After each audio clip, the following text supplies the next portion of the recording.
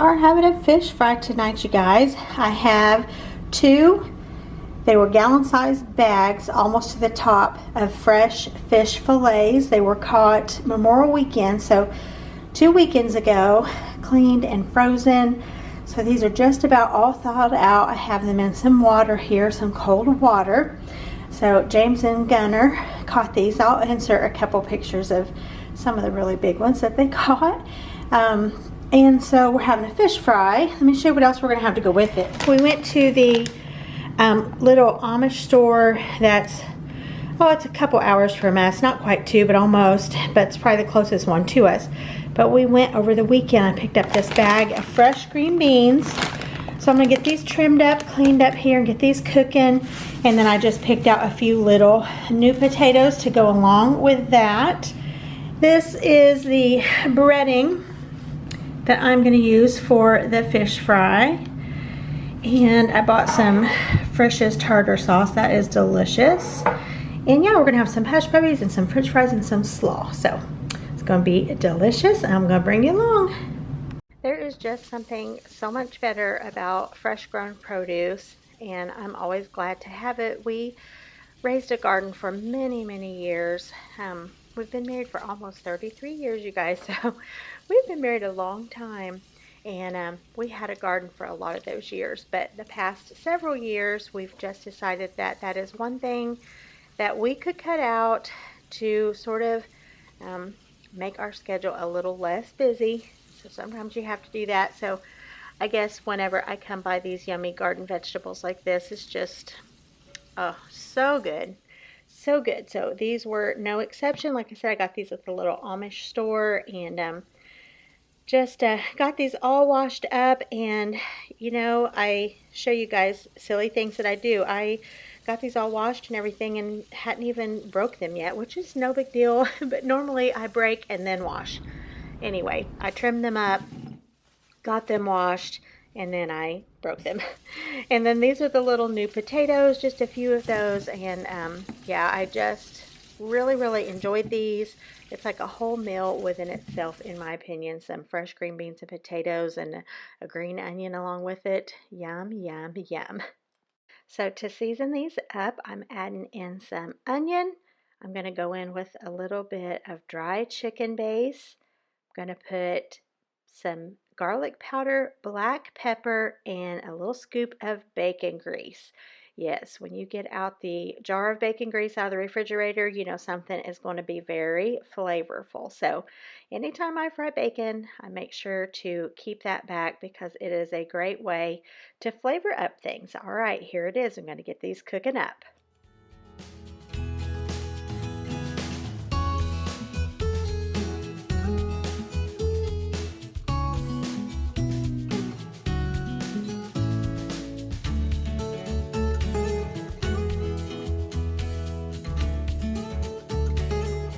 Okay, so that was one 10-ounce bag, I believe it was, of angel hair slaw mix, or basically just cabbage, because there's nothing in there but cabbage.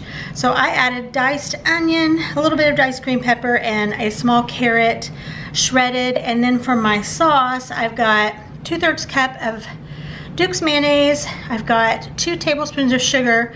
And then I detest vinegar so much, so I always add a little bit less. So I'm gonna add, it says 2 tablespoons. I'm just gonna add 1. That's probably 1 tablespoon. It is sure fine with me. The only thing I'm gonna add, I think, is some black pepper. Shake some of that in real quick. And I have a couple recipes I've used before in recipe books and whatnot, but I just looked one up on the internet real quick because honestly I just want a really easy peasy slaw tonight anyway. So basically, you know, it's just always mayonnaise, sugar, and some vinegar. Alright, so that looks like it's mixed pretty well.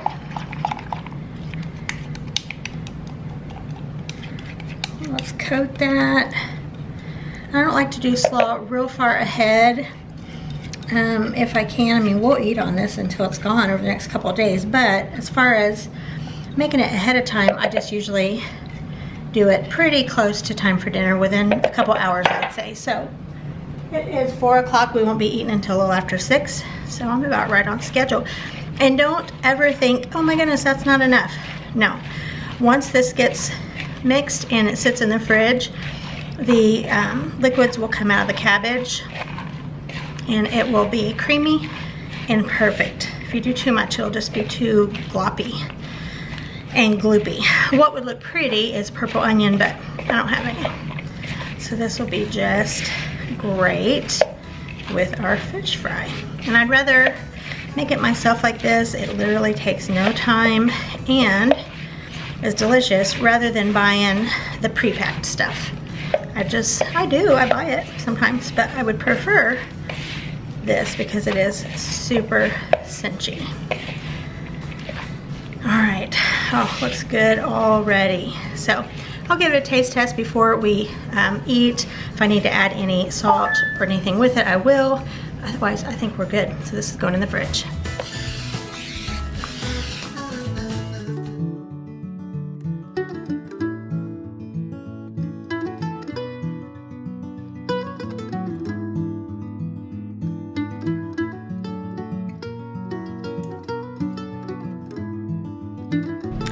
Okay, y'all have seen me make cobbler lots and lots of times. That's what I'm making right now. A cup of cobbler. So I'm putting my mixing cup down in here, or my measuring cup. And then we get fresh milk from a local farmer.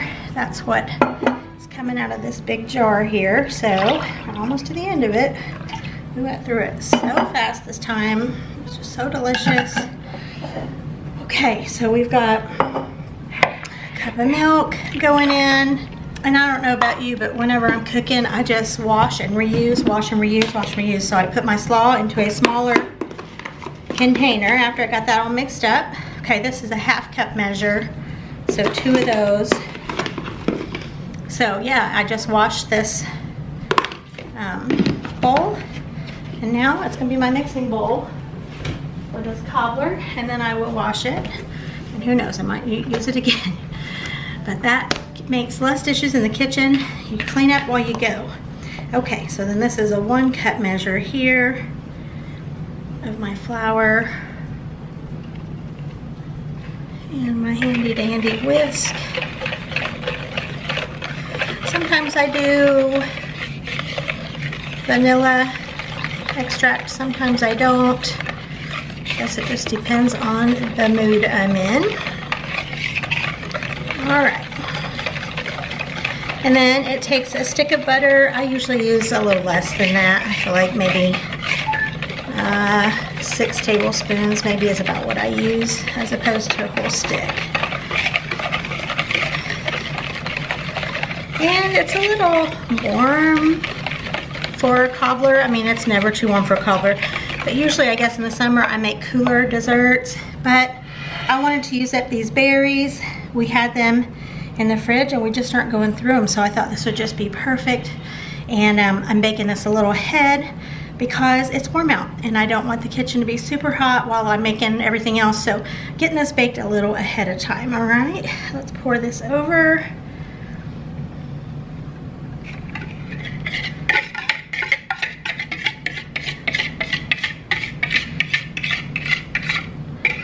Perfect.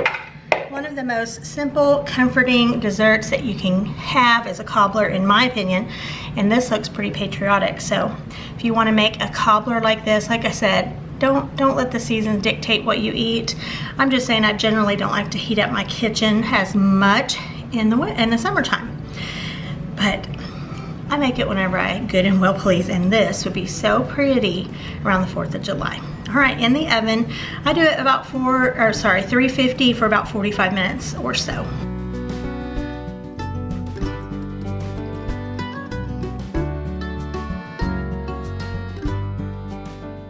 The bowl is back. I am making hush puppies now. I'm gonna use a cup of self-rising cornmeal.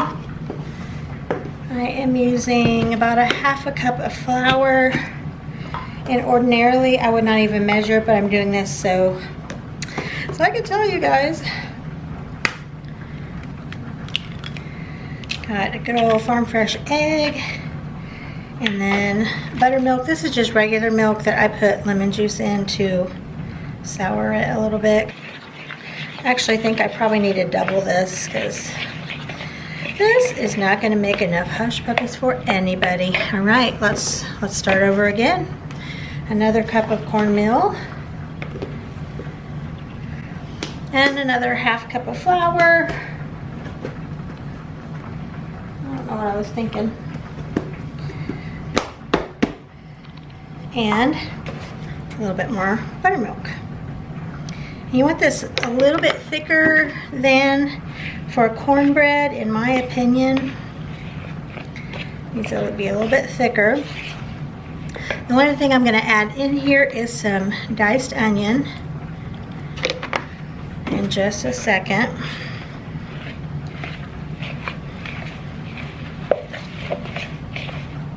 A little bit more. I'm being awfully sparing with the milk, aren't I?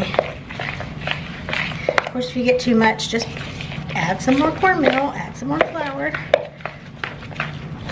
Okay. It could be a little thinner, but I think I'm gonna go with this right here. Okay, let me get my onion. So I got my onion all diced up and put it in there, and I decided this is not enough hush puppy batter. So I made one more round of hush puppies. I did not add in any more onion, but I did add another egg. So I think I tripled it, but I only added 2 eggs, and that was just right. Just right. So we had plenty of hush puppies. We had a few left over, which is great. I was able to send some fish and some hush puppies home with some of the kids, and we had a little bit for leftover. So that worked out great. And yeah, I'd just rather have too much than not enough. Okay, this is better. We love hush puppies, so I know these are just so easy to pop in your mouth and eat. So I want to make sure we have plenty. I'll let you know if we needed to make 4 times the amount. So we set up our deep fryer outside. We made just a cook station out here on our back patio. James was going to cook everything up in the deep fryer for me, or help me at least, but he got stranded at work for a little longer than he thought he would be there at the end of the day. So Gunner, he called Gunner. He's like, Gunner, can you come and help your mom out? So he came, and he and Abigail teamed up, and they just really did a great job getting everything fried up. So we started with the hush puppies. Look at Finley back there just chilling. So there is Gunner. He is my second born twin son, and he and his dad are the one who caught all the fish, and Gunner is quite the fisherman since he was a little boy. He loves fishing. He does great at it too. So check out these hush puppies. I'm telling you, they were so beautiful and so delicious, just restaurant quality or better. So after the hush puppies were done, we went in with the French fries. We fried up several, I think 2 bags, maybe 2.5 bags of fries. And then we went in with the fish, and I'm telling you what, this was really a feast. It was so, so good, and takes me back when I was a kid. I used to go out with my dad on his boat fishing, and he would clean the fish and fry it. My mom would fry it up, and it just brings back good memories. It's definitely good eating. So this was so fun. We ended up just sitting out on the patio this night instead of on the front porch. We stayed back on our back patio and just had such a good time. The kids are enjoying playing, of course, while the cooking was going on. And here's the spread. We took everything in the house and just laid it out like we normally do here on the island. And we just ate and ate. There was some leftovers, which was great. It was delicious. So we said, okay, we can't let this go by as long as we have without having fresh fish and a fish fry. It was delicious. Check this out.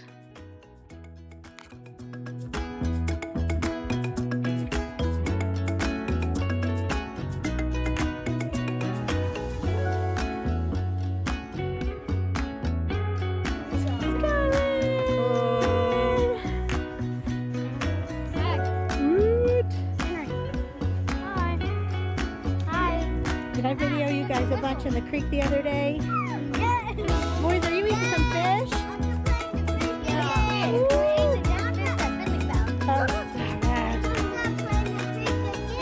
I know you do.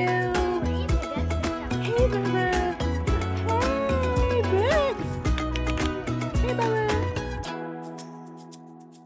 All right.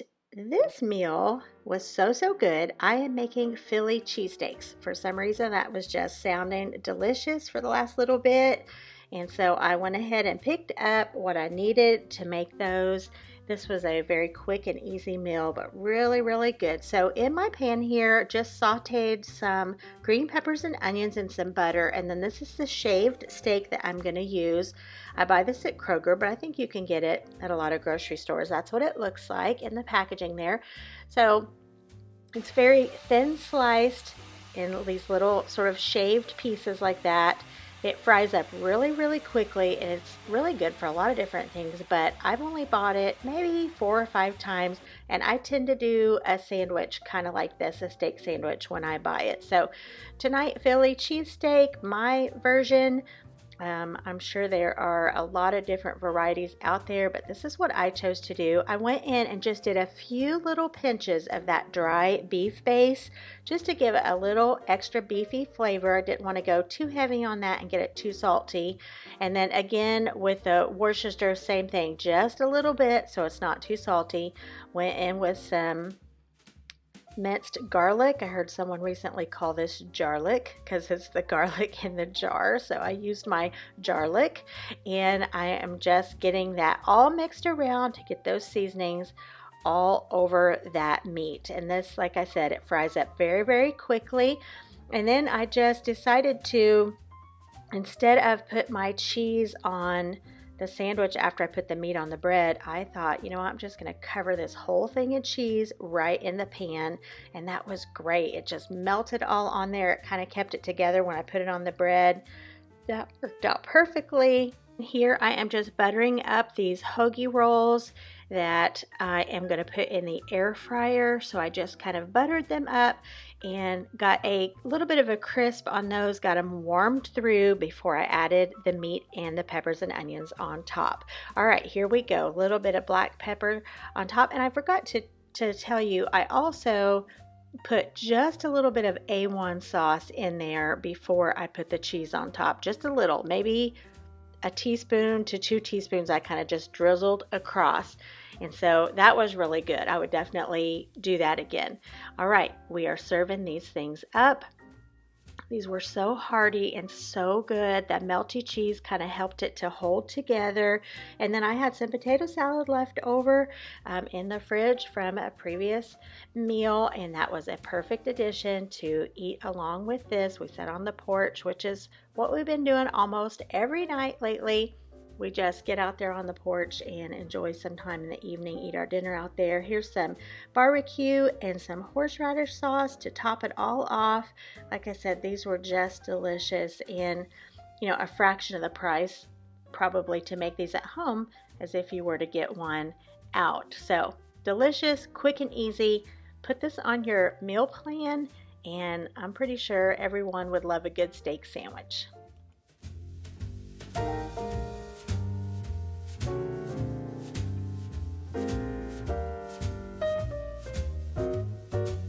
I am using these for the first time, these Purdue Shortcuts. Roasted chicken is the flavor that I have. Kroger had these on sale for, I think, $2.49 a bag for an 8-ounce bag, and I thought, okay, that's a good time to try it. And these were really good. Here's what they look like when they come fresh out of the bag. They had a really delicious flavor. I tried them before I put any seasonings or anything on it to see what it tastes like. It was really good. So you could use this chicken in so many ways. Now, without it being on sale, I don't think it's super cost effective, but with that sale price, great deal. I didn't know what I was going to use them for, but I decided to use them tonight and make a delicious chicken nachos. So I just kind of went in, broke those up into smaller pieces, put a heavy coating of the dry ranch dressing on there. I didn't put any cooking spray in my pan first, so I just went ahead and threw that on. And I'm just warming this through. Got a little bit of a crisp on it, but I'm just warming it through for our nachos. So I bought this big container of the white queso at Costco. This is where I like to buy it. It's so much better price there. You get so much more. I like fresh lemon or lime on anything Mexican. This day I was at the grocery, so I picked up this pico de gallo at Aldi. That is delicious. If you haven't bought their pico de gallo, it's delicious. And then some lettuce. So those were some toppings I pulled out. The cheese melts up super quick in the microwave. I had some hint of lime tortilla chips, and I am just going to make a plate of nachos here. I was just hungry for this white cheese. I'm a big nacho fan. You know that if you've been around here long. We haven't had them in quite some time. So tonight was the night. The chicken worked out perfectly for this. I definitely think I'll buy this chicken again. I'll watch for a sale. I think there was 3 or 4 different flavors to choose from, probably even a Mexican flavored or a Southwest flavor, but like I said, I didn't know what I was going to do with it when I got it. But yep, like I said, nachos. You just can't go wrong with some nachos, and just loaded these things down. Again, this pico de gallo, so good. I will definitely buy that again from Aldi. It was very fresh, very delicious. A winter meal, and look how pretty they look.